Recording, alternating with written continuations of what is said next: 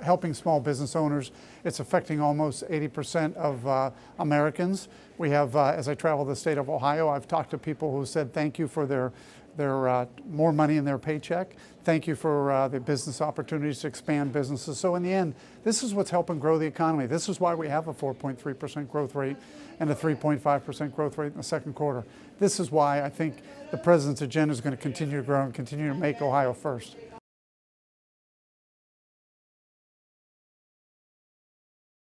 Well, first off, the differences are very stark between myself and Sherrod Brown. He doesn't support borders. He supports the elimination of ICE. He supports sanctuary cities. I'm the total opposite. I think we have to have a strong border, and I support the border. I think we have to have a strong ICE and make sure that we have the immigration patrol there that are able to protect our country. And at the same time, I don't think we should have sanctuary cities in Ohio. So I'm a big believer that we need to change immigration and make sure that our immigration system is working. It's not working now. I blame Congress for that. And I think in the end, what we need to do is change our immigration laws so people have a path, whether you've been born here, whether you've come here through illegal parents, as a DACA citizen, whatever. I think we need to make sure that there is a path. I've supported those kind of measures, but I do think Congress needs to get their act together and get something done.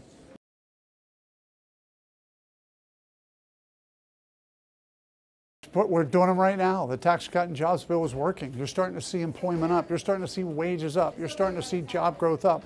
Those are things we need to continue. The more the jobs there are, the more competition there is, the more opportunities for wages to grow because people will have to compete for those jobs. So I think we're doing it. We just need to continue it, make sure things are permanent. We need to get the regulatory climate down so businesses can grow as well too. Everything the president's done in the last 2 years is working for this country. And if you think about it, we lost 400,000 manufacturing jobs over the last 10 years. We've picked up 200,000 manufacturing jobs just in the last 20 months. Things are working because the tax cut and jobs bill is working.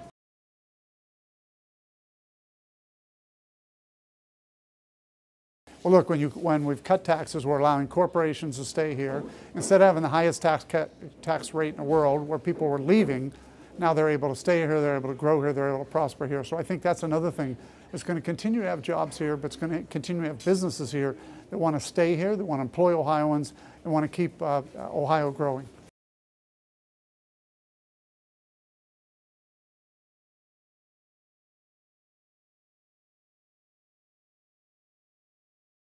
Well, first off, I think we need to make sure that our schools are providing opportunities. That's the big issue today.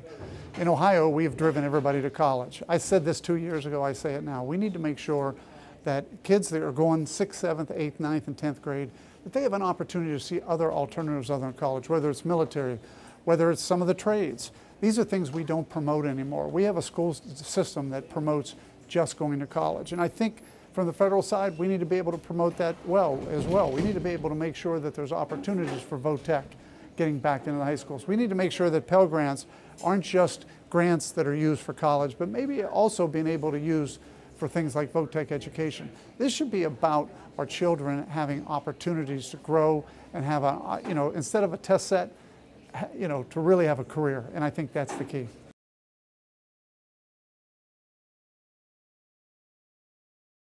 Well, let's talk about student debt. The first thing I can tell you is when I was in Youngstown, there was a small business owner who just went through college. He said, when I was in college, I could get a student loan for $150,000 with no requirements.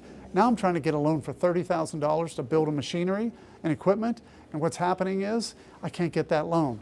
But I have $150,000 of college debt. We need to look at what we're spending as far as college debt. It gets back to what I told you. We need to look back at our kids, what they are, what they're going to school for, whether there's a return down the road and a job, and I think those are all important. And then when it comes to college debt, we've got to make sure that we're reforming it so it's just not easily accessible for everything. I mean, as I travel the state, I'm hearing college students saying, I was able to buy 3 cars, and I was able, look, I had college debt on when I was growing up as well too. I was only allowed to use it for textbooks and tuition.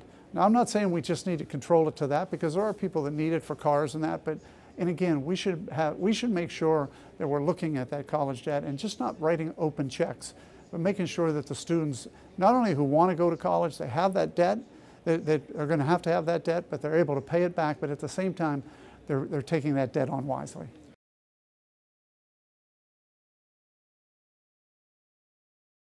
There are people that have found coverage and people have lost coverage. There are people now that can't afford coverage.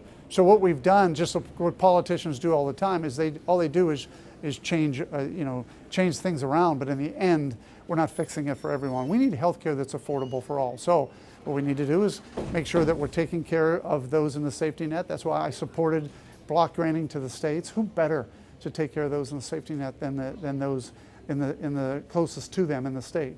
And then I also believe in transparency. I believe in competition.